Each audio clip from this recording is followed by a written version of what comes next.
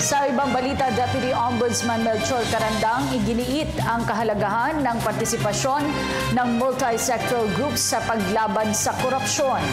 Sinabi ito ni Carandang sa APEC meeting sa Cebu ngayong araw. Ang detalye sa ulat ni Ria Fernandez. Hinihimok ni Deputy Ombudsman Melchor iba't ibang sektor na makiisa sa kanilang laban kontra korupsyon. Ito ang naging laman ng kanyang talumpati kahapon bilang tagapangulo sa closed-door meeting ng APEC ACNET o Anti-Corruption and Transparency Network of Anti-Corruption Authorities and Law Enforcement Agencies dito sa Cebu. Kailangan umano ng Office of the Ombudsman ng tulong mula sa multi-sectoral groups tulad ng private at business sector, academe, media at non-government organizations para maging matagumpay ang kanilang adhikain.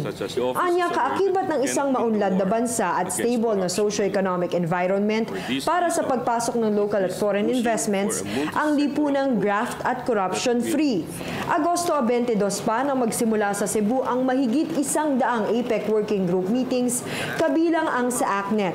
Kasabay nito ng 3rd Senior Officials Meeting o SOM3 na magtatapos sa Setyembre 6. Ipepresenta ang lahat ng mapapagkasunduan dito sa APEC Leaders Summit sa Nobyembre. Para sa Telebisyon ng Bayan, Ria Fernandez, Cebu City.